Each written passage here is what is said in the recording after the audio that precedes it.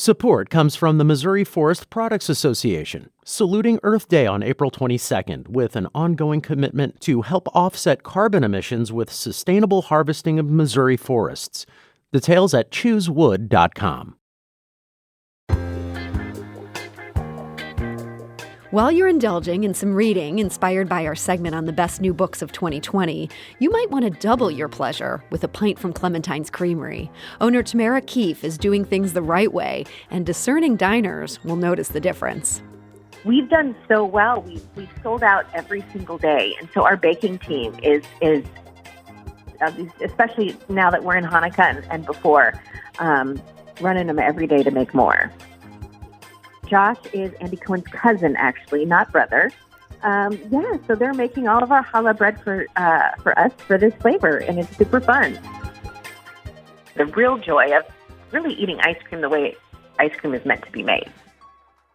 I'm Sarah Fensky, and we dig in next on St. Louis on the Air.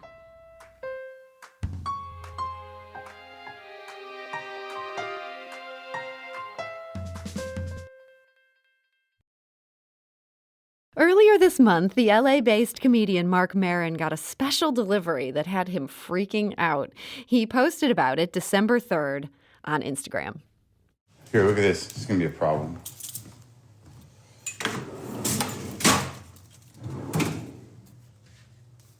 That's going to be a problem. This is from Clementine's in St. Louis. There's some insane flavors in there. Challah bread pudding, gooey butter cake, Madagascar vanilla, salted cracker caramel. F***ing nuts. It's not what I need, really. It's not going to help me. I tried to manage it last night, but some of that is going to have to go. We're going to have to get rid of it. Now, Marc Maron is famously an ice cream lover, and he reported that he was powerless to resist Clementine's charms. There's 12 pints in there, and, I just don't, it's not safe for me. It's not safe for my heart. It's not safe for my guts. It's not safe for my fat. There's 12 pints in there, and it's all good. It's all good. That's from Marc Maron. Now, the joys and danger of Clementine's Creamery are hardly news to St. Louis. Since owner Tamara Keefe opened her first shop in Lafayette Square in 2015, her incredibly creamy ice cream with fascinating flavors has become a local favorite. Keefe is now well on her way to opening her 5th location, and local ice cream lovers just can't get enough. And she joins us today to give us the scoop. So, Tamara Keefe, welcome to the show. Hi, thank you for having me. So, Tamara, what made you send Marc Maron 12 pints of ice cream? Are you a big fan of his work? Oh, yes, I am a big fan. But, he's famous. He does this ice cream shtick that he's kind of really well known for, and he loves ice cream. And so I thought, well, if he loves ice cream as much as I love ice cream, then he's got to try Clementine. So you just made this unsolicited delivery, and I understand you previously used this very technique on Oprah, and it worked on her too. Is there anyone who can resist the charms of Clementine's ice cream? I don't think so. I mean, we do have the best ice cream in the country. Now, granted, I am biased. You are a little biased.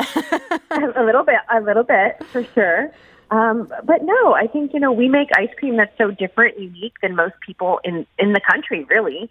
And so people who love ice cream should have the pleasure of trying Clementine to really compare, wow, this is what ice cream is supposed to taste like.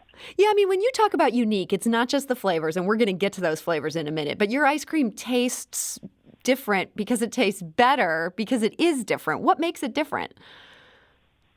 Well, we're one of only a handful of microcreameries in the country, and you may think, what's a microcreamery? So think microbreweries for beer, but for ice cream. So you have to meet certain qualifications in order to be a microcreamery. Like what, for example? So there are 5 qualifications. 1, you have to be small batch, meaning a real person has to stand in front of the machine and actually make the ice cream. Number 2, everything in the ice cream has to be handcrafted. So if there's a pie, cake, or cookie, we make it, bake it, and put it in it. We salt our own caramels, we candy our own pecans. You name it, we do it.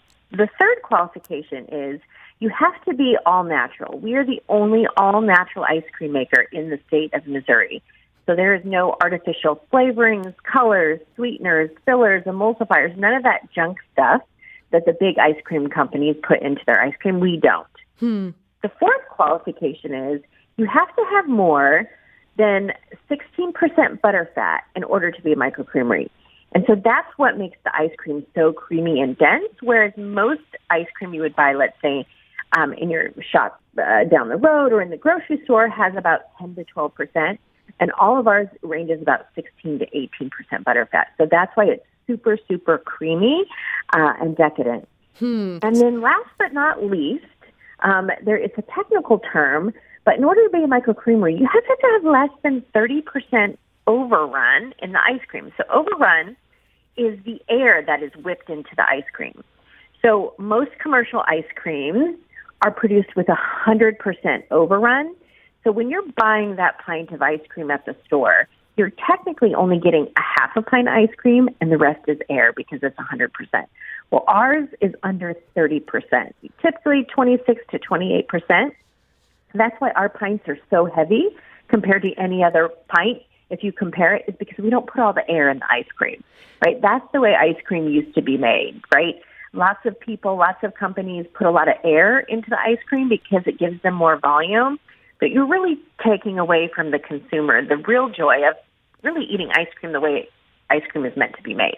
So when you're talking about this, you're talking about how heavy it is and how much butterfat is in it. I mean, it's so good. But Marc Maron's not wrong about the fact that this is going to kill him. I mean, this is like some really decadent ice cream here. It is. And yeah, your tummy probably wouldn't feel good if you ate 12 pints. Yeah, don't do that, right? Don't do that. Don't do that. No. But it is creamy and decadent. You don't need to eat that much, right, to be totally satiated and satisfied. When it's really good, high-quality, super premium ice cream, you don't need that much to be satisfied. So I want to bring it back to Marc Maron because he said something kind of funny about you and these 12 pints you sent him, your winter 2020 lineup. Let's listen to what he said. Missouri woman who was a Fortune 500 woman who wanted to open an ice cream shop. That's who it is. She's got to be Jewish. You know, she's got like 3 flavors that are Jew. She's got challah bread pudding. She got a rugla flavor. And there's an Israeli donut flavor. I don't even know how to pronounce that. And I heard from the person who hooked me up with this shit that Andy Cohen's brother, I think, makes the challah for the ice cream. That's a lot of things I don't know about. So Marc Maron, I mean, you got to love that guy. So first, I have to ask, are you in fact Jewish? I am not Jewish. I, however, have lots of Jewish friends. And, you know, ice cream is for everyone. Ice cream is a key part of the holidays. And, you know, we focus on, we have ice cream flavors for Christmas. So why shouldn't we have ice cream flavors for Hanukkah and some of the Jewish holidays? So the other thing he mentions here is that you get your challah from a Cohen. We know that Andy Cohen's family, they're all over St. Louis. This feels plausible to me. Is that where you get your challah bread? Yeah, so we did a collaboration with Josh over at Companion Baking. And Josh is Andy Cohen's cousin, actually, not brother. So they're making all of our challah bread for us for this flavor, and it's super fun. So, as Marc mentioned, some of these offerings you got, these are so interesting. These are names that even Marc does not feel capable of trying to pronounce. You've got a rugelach going on there. What's the other one that he was kind of stumbling over? Sure, that was the Sufganiyot. Yeah, I'm glad you pronounced that so I didn't have to. What is that even? So that is basically an olive oil jelly donut ice cream. Okay, that sounds amazing. Yes. It's really, really good. So we make our own donuts, and we put them in there, and we make our own, like, raspberry jam, and we swirl it with the donut bits. It's super delicious. So what has the reaction been to some of these flavors that seem in some ways Jewish-inspired, in other ways just, you know, people may not have heard of the words you're using for these things, even if they love the ingredients. Are people willing to try these flavors? Yeah, you know, ice cream and delicious ice cream, you know, whether it's called Sufganiyot or someone comes in and says, well, what is that? And you're like, oh, it's a jelly donut ice cream. Sold, right? Yeah. And the rugelach is like this beautiful apricot pastry. And so when we describe it to people, they're like, oh my gosh, that sounds delicious. So we've done so well. We've sold out every single day. And so our baking team is Wow. running production on these, especially now that we're in Hanukkah and before, running them every day to make more. That's amazing. Well, look, there's one flavor on your list that I'm like, there's no way they're selling out of this. Now, I love drinking Fernet. It's like the perfect thing when you've had way too much to drink and you need to just kind of just have a little more alcohol as you try to sober up. That sounds so twisted as I say that, but it's definitely an acquired taste. A lot of people make fun of me for drinking this. You have ice cream where Fernet is the leading flavor. How can this even be, Tamara? Well, I love Fernet myself, and I try to get really creative and interesting with my flavors, and I sat around one night drinking Fernet. It's funny how that goes. Right, funny how that goes. And I was kind of hungry, and so I kind of went to my cabinet, and I pulled out a bunch of nuts. And so I started trying it with each nut, and I happened to have some black walnuts there. And I was like, wow, this is a great combination. And so it was literally through an exercise of drinking it and wanting to snack and discovering black walnuts that we came out with the Fernet and black walnut ice cream. And so are people willing to give that a try? I get that once you say jelly donut, it's like sold. I don't care what exotic name is on this. But when you tell people, oh, no, it's Fernet and black walnut, St. Louisans, are they giving that a chance? Well, not as much as the jelly donut, honestly. But people who are really into cocktails and who understand and really like that spirit think it's really cool, right? We're known for our really unique cocktail, our boozy ice creams, as it is. So, someone who really loves, who's a big foodie and who loves mixology and likes to drink classic cocktails, they're very intrigued. And so it has sold very well to a smaller niche of people. We're talking today to Tamara Keefe. She's the owner of Clementine's Creamery, which is now expanding to its 5th location here in the St. Louis area. Has a lot of celebrity fans, including now Marc Maron, as well as Oprah. Her magazine had raved about it last year. Tamara, you mentioned that you're selling out of so many of these flavors. How has the pandemic affected the ice cream business? Well, it was rough early on in the year, and as cliche as it sounds, we did pivot like everyone else. Mm-hmm. So we started doing delivery all over St. Louis, our shop managers and our employees, and we went from making big buckets of ice cream, right, where somebody would come in and get a cone, to selling pints, right, because people still wanted ice cream more than ever during the pandemic. And, it might have been their one place they could go out and do curbside pickup or would have delivery. And so our pint business, quadrupled. And so we went from having, 10 people working in our kitchen. We now have 20 people who work in our kitchen making ice cream and ice cream pints all day. Wow. So this is, it's harder to make the smaller pint than to do the big tubs that you use for scooping within the shops. Yes, it's much more labor intensive. Packaging costs more. So our profitability took a nosedive this year, because the margins were drastically lower. But that's what you got to do to survive these days. Yeah. So that's what we're doing. So that's what you're doing. And people are going for delivery of ice cream. Yeah, delivery. I mean, we ship ice cream all over the country. I mean, just this month alone, in the first 14 days, I think we've shipped out over 2,000 packages of ice cream around the country already. So we're shipping ice cream like crazy. We're doing local deliveries. We're doing a lot. Yeah, I mean, in addition to all of that delivery, I mean, you have more shops than ever. You actually opened your 4th shop in the middle of the pandemic, and I was very intrigued by this one because your other ones were all in, more city-type neighborhoods. Like you were in Clayton, but you were in the DeMun neighborhood. That's a really walkable neighborhood. It feels like it's right on the edge of the city, right? So you opened up in Lake St. Louis. You're now all the way out there in deep St. Charles County. Have they been ready for the whole Clementine's experience out there? They are dying for all of the St. Louis independent restaurants and businesses to go out there. They were so warm and so welcoming. I mean, we were kind of taking a an educated bet when we went out there and we opened in the pandemic. Everyone told me I was crazy. And I said, I made this commitment and we're going to do it. And if anything, we'll be ready for when the pandemic is finished, because as we all thought, last, June, it was going to be over. Right. So, we went forward and it was amazing, actually. In July and August, we served over 1,000 people every day out of that shop. Wow. So do you feel like for you, I didn't even know that many people lived out there. You're getting a crash course in like St. Louis as you run a shop there. Yeah. Well, do you feel like the future then for future expansion, that it's going to be more in farther flung areas outside the urban core? Well, yeah, I think all of St.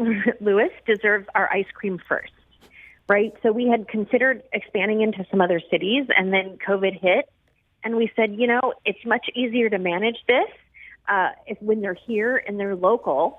And we said, you know what, Lake St. Louis changed our mind about St. Charles County and some of the, outlying cities. And so we have plans to put 10 or 11 Clementines all around the St. Louis metropolitan area. Wow. Okay, so you're really doubling down on St. Louis. And, the timing of this is pretty interesting. We talk a lot about fragmented government here, and everybody has their own bureaucracies. Even now with just, you have 4 shops, you're 5th on the way, you're dealing with 3 different counties, really, since St. Louis City is its own county. Is it hard to navigate all these regulations, especially now with all this pandemic area regulations? Yeah, it takes work to navigate those things. But, St. Louis, I love you. People it doesn't matter who you are or where you're from. Like, they've supported us. And so the city governments, everyone has gone out of their way to help us, to guide us, in things that I don't know, because there's so many different counties and jurisdictions and cities in the counties. People have been really great. We're so blessed to have the love and support that we've gotten from everyone. Some things just take a little longer, but, good ice cream comes to those who wait. So what's your timeline for Town and Country? When are you hoping to have that shop opened? We are hoping to have that open by May. Oh, wow. You're moving fast on that, too. Yep. Well, so look, in our last minute and a half here, this has been such a hard time for everybody in the food industry and the restaurant industry. What would you want people to know about what those of you inside this industry are dealing with right now? That it's really tough, right? We're dealing with our employees who are scared and fearful, just like everybody else, right? They've got to wear a mask 7, 8, 9 hours a day. That's not fun, right? And so I think, it's been a challenging year. We're all emotionally exhausted, right?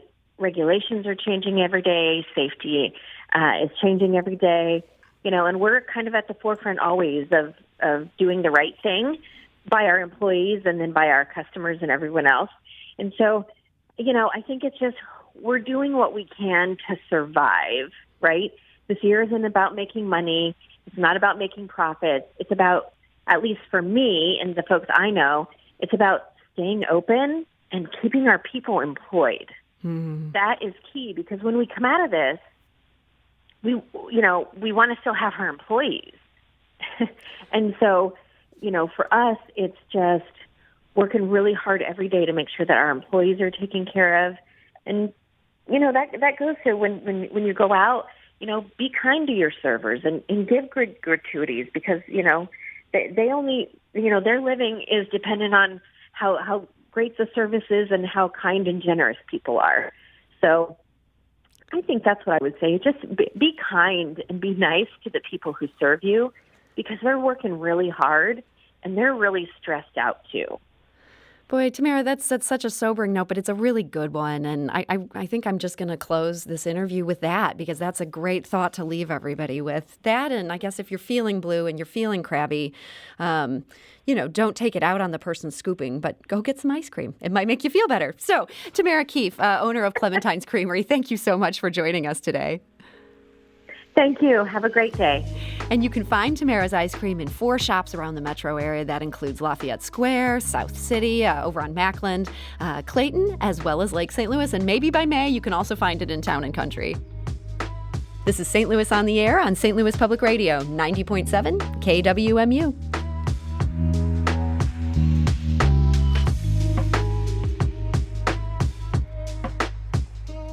Do you find yourself regularly listening to episodes of St. Louis on the Air? Suggest us to a friend you think might enjoy our conversations.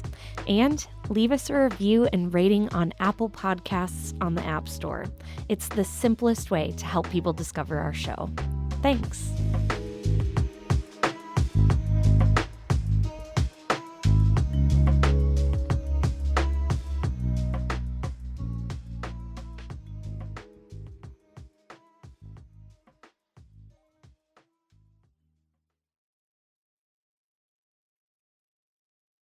Support comes from the Missouri Forest Products Association, saluting Earth Day on April 22nd with an ongoing commitment to help offset carbon emissions with sustainable harvesting of Missouri forests.